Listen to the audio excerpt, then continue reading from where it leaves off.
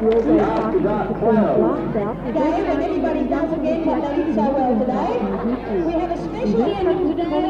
Tonight in England, and a perfect math show for teachers with the order of the day. This afternoon, a fashion parade to judge the best dress was held, and the Australian lamington cake was cut and seemed to vanish with the blowing out of the candles. All proceeds from today's party and masquerade dance tonight will go to the school to purchase items which have been suggested by the students.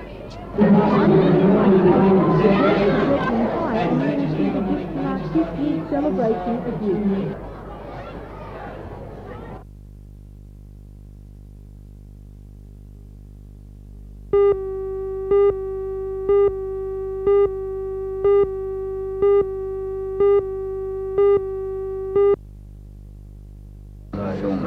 The first section to be completed will be stage 1 of the distributor road from Charles Street along Michael and then up Church Street. It should be finished just in time for the opening of the multi-million-dollar Super K shopping complex in September.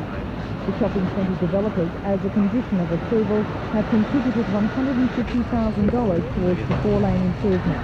Deputy City Engineer at Maitland City Council, Ian Broad. Distributor Road. Well, Distributor Road will act to carry traffic into service the central part of town.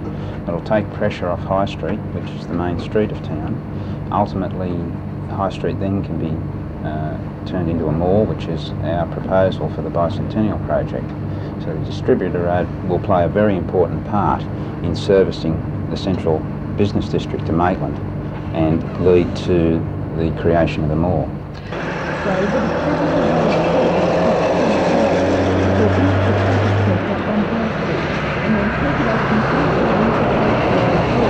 But all things must be done in stages, and the Bicentennial Heritage Mall can't be started until the DMR's inner city bypass is completed in 1987. Work on the third section of the bypass, which will become the redirected route from Torres to the Newington Highway, is well underway. Traffic is being disrupted in East Maitland and the High Street intersection, but the DMR says the work will be completed as quickly as possible.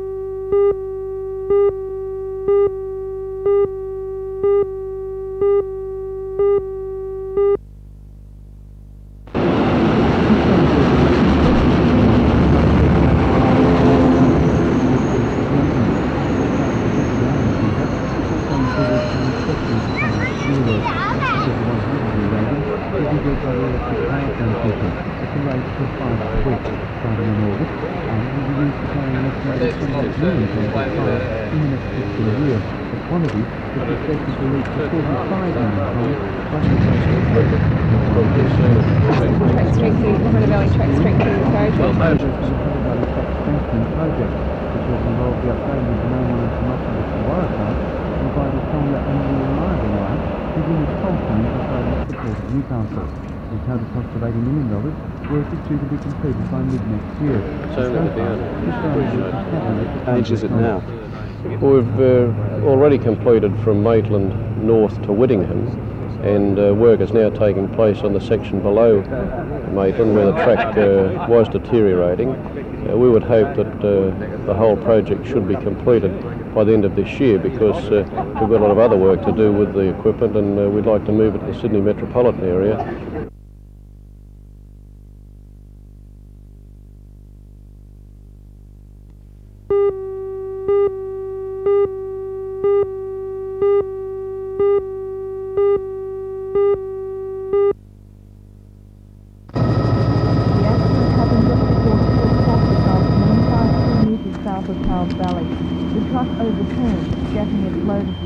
Along the roadway and down the embankment. Police say the driver lost control of the King trailer on the bend and it flipped over, pinning him between the railing and the truck cabin. The driver had massive abdominal injuries. Firemen, police, rescue and ambulance men were on the scene, and traffic was delayed for more than 2 hours. Witnesses say the driver was conscious and talking just after the accident, but lapsed into unconsciousness before the paramedics arrived by rescue helicopter. The treacherous Putty Road has claimed another victim. Paramedics worked on the man for over half an hour, but they failed to revive him. The first section to be completed by mid-next year. The DMR says the work will be completed as quickly as possible. The treacherous Putty Road has claimed another victim. Paramedics worked on the man for over half an hour, but they failed to revive him.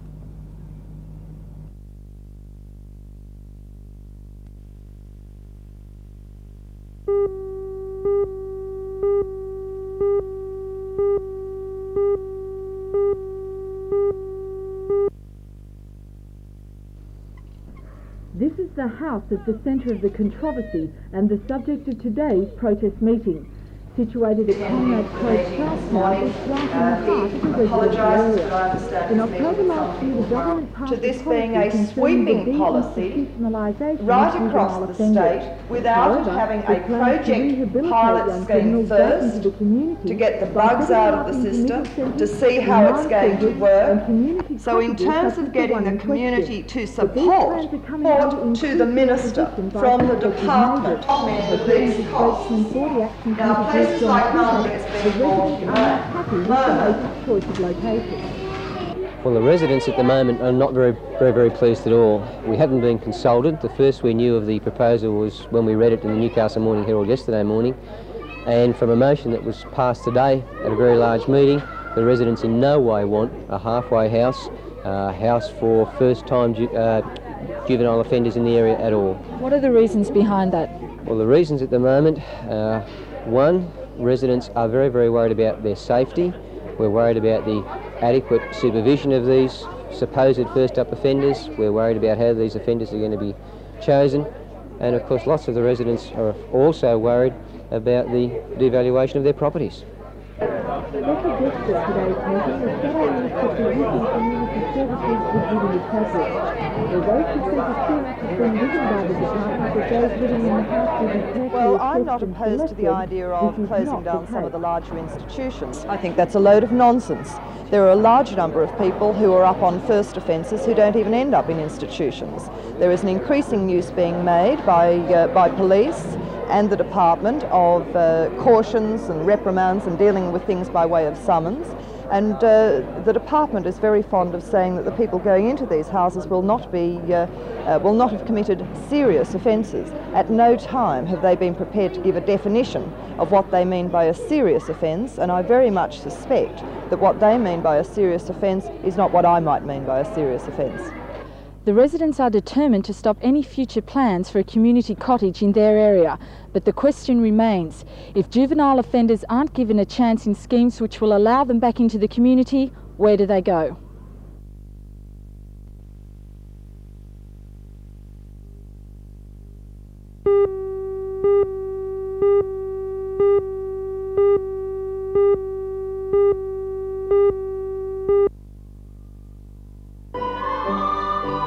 Previously, the festival involved a 3-day concert at the University Great Hall. This year, the Hunter Secondary region has been divided into 3 areas, the City, Great and Northern, each of them holding their own festival. At the Newcastle High School this morning, the Brooklyn High School's reporter group is airing its talent, and hopefully, if the adjudicators concur, they'll be one of the 15 acts chosen to perform at a gala public concert at the Great Hall on June 12. Already, the Northern area has held its selection concert with the Lake concert set down for Wednesday at Aboriginal High School. Although the concerts are designed to be competitive, a panel of adjudicators is on hand to select the acts for the Great Hall performance, and according to organiser Philip Smithson, inclusion in that concert is high prize. From 25 schools and 1,500 students, we have presented around 150 items at the completion of the 3 concert program, and so far the standard has been particularly high, which is both a reflection of the growing stature of electric music in secondary schools and the influence of the annual Hunter Region Music Festival over the past 25 years.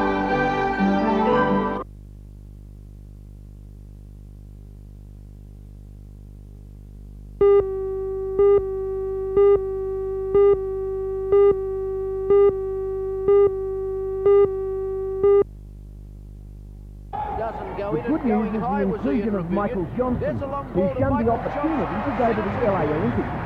Johnson, who's played in the Australian under-20s, is one of the best range shooters in the NBL. He needs, though, to become more aggressive, but it's certainly worthy of selection. The bad news is the omission of Ian Rebillion, one of the most resolute playmaking guards in the National League. He's a local captain and certainly good at that job, the sort of player every team needs when things aren't running smoothly. He's never played better. Realistically, though, he would never replace Aussie captain Phil Smythe or the brilliant naturalised Australian Cal Bruton, but he could have expected to play in Newcastle in front of Bankstown's Damien Keogh on what we've seen here in recent weeks.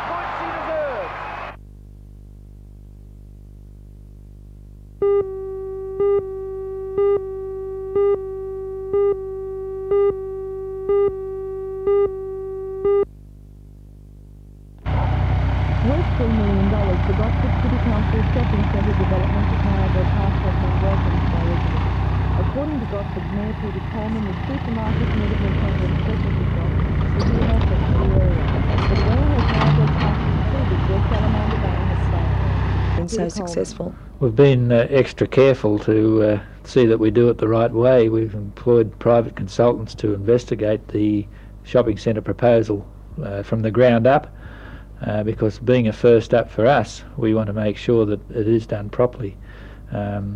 If the private investigation had come up saying that it would not work, we would not have gone ahead with it, but we were fortunate that the figures came out and showed that it would be a good enterprise for the Gosford City Council to run. And on a larger scale, this is the Central Coast Fair Shopping Centre, which when completed will be the largest in the Southern Hemisphere. It's anticipated it will employ 900 people, and in an area that has one of the worst unemployment problems in Australia, that's good news. The $70 million 55,000 square metre centre with its 2,700 space car park is huge by anyone's standards. It will incorporate a Woolworths supermarket, Grace Brothers and Target stores, as well as 200 specialty shops. Now real fears are being expressed that when it opens late in '86, it will sound the death knell to Gosford's central business district. The council rejected the project. The following question, 1980 from the state member Darren McGowan, who yielded a 12,000 signature petition in favour of the centre. The council relented. It was moved to the cabinet challenged the council, and as a result, the people of Gosford haven't done too badly out of the deal. But we've been pretty strict with the requirements for it too. We've recognised that there's going to be major transport problems in that area. The road out to that area is only a narrow 2-lane highway at the moment, and we've been able to get funds from Mr Brereton to widen that to a 4-lane highway, and we'll also put in 2 more lanes, so there'll be a 6-lane road out there. Mr Brereton's giving us $6 million towards those roadworks, and that roadwork was needing to be done before the shopping centre came. So that is a plus that we've got out of the shopping centre coming, as well as the employment values.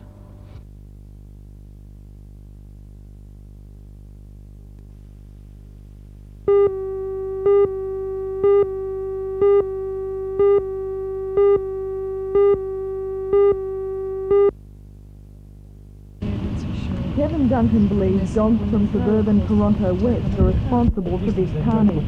47 of the nomad Angora stud thoroughbred stock are dead, most of which were in kids. It represents 5 years of work for Mr Duncan and $6,000, and he lays the blame squarely on the dog's owners. He says if the dogs this one's neck's obviously just snapped. It's like they had their windpipes punctured and their necks broken on a lot of them. And they've run into fences and hanged in fences and just torn about and nipped round their legs, more in the front area. I think they're a dog that's round that's just playing with them actually, you know. They're not hungry or they would have eaten some. From the flock of 60, there are only 13 survivors, many of whom are barely alive. Mr Duncan has lost 80 goats this way in the past 2 years, and it seems there isn't any recourse that he can take. He's been in touch with the council and it says it can't do anything. He's also been in touch with the Pastoralists Protection Board, but it says because these are domestic dogs, they can't take any action. If it's a dingo or something, which you don't see down here, they'll come running.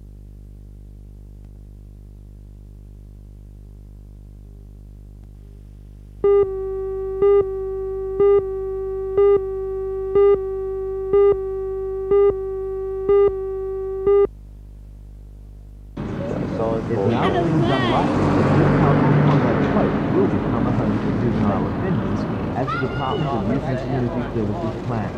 The Acting to Angry Resident project will not as a decision is expected in a few days. Representatives of the Macedonian community have approached Mr Walker about the alleged harassment of the house owners, Mr and Mrs Nikolovsky, by unidentified people. So what you're doing is just playing around with people's lives. One lot that don't want it, and quite adamantly don't, and the others that are the recipients. From the Youth and Community Services office in Sydney later this week will be another outlet for both sides of the dispute to voice their opinion. Residents group alleged last night that the project would contravene zoning laws. Well, under the State Environmental Planning Policy number 9, it states that the state government cannot place a hostel in our region.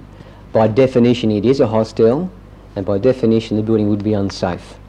Now, I believe that Frank Walker has sent you a letter saying that he is reviewing the decision. Yes, we received the letter through Mr. Face, where we're very pleased to get the letter. It indicates that Mr. Walker will be reviewing the situation, and from the tone of the letter we would expect a very sympathetic judgment in our favour.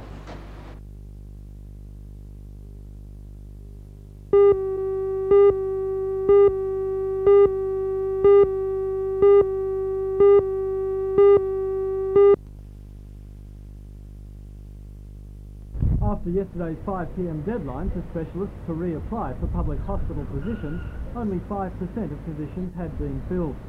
According to the president of the Hunter Medical Association, Dr. Ian Walker, there are several reasons why the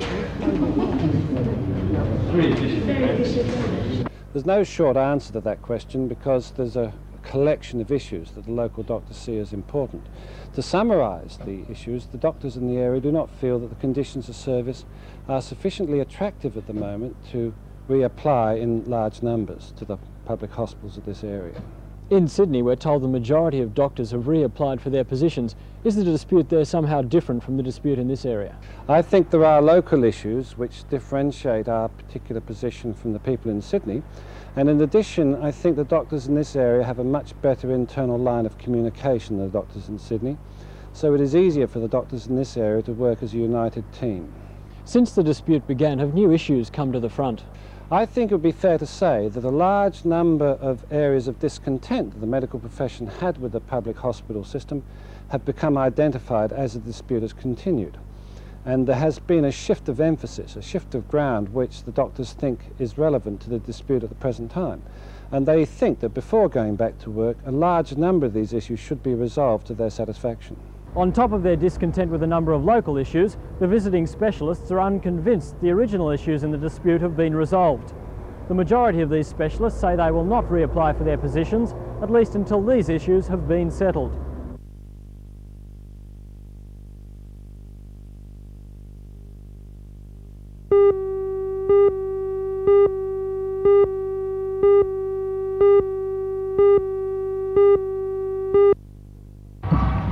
When the sun went down on the International Sports Centre, a crowd of nearly 8,000 people had poured into the grounds to watch the fireworks spectacular. Buses and cars packed the car park, and people are still coming through the turnstiles in droves despite the wet weather early in the day.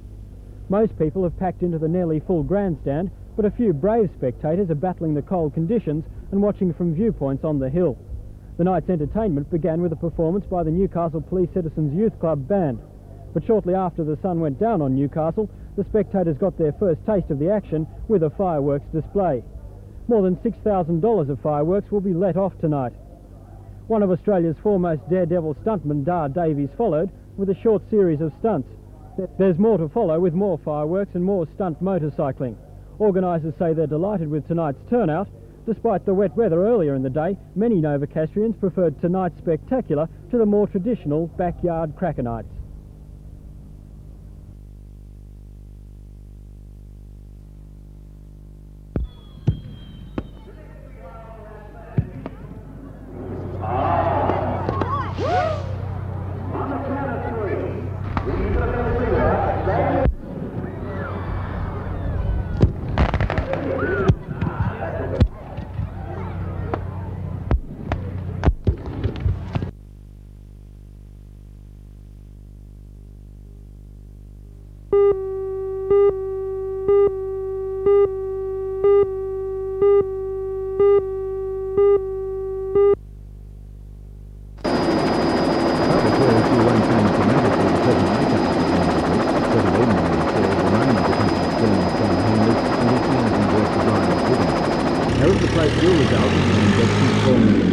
Provided the share issue is fully subscribed.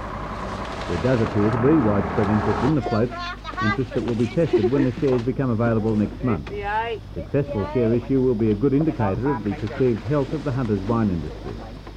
The company says the injection of capital from the share issue can be put to good use. Well, what we intend to do, Jim, is to expand our production facilities, particularly in the making of champagne. This is a project that we've already commenced and have a great deal of faith in. In fact, this will be the first champagne making facility in the Hunter region, so it will expand our entree and also that of the Hunter region into champagne making in the Australian wine market.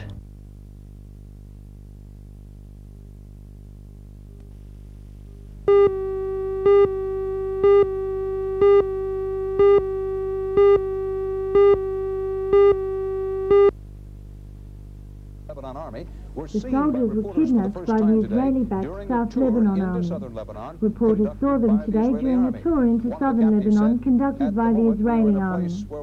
One of the hostages said they were being treated well at the moment. Israel pays, trains and arms this South Lebanon Army, but insists it does not control the mostly Christian militia group. The group abducted the UN soldiers in an effort to force the release of 11 of its fighters being held by a Shiite Muslim group.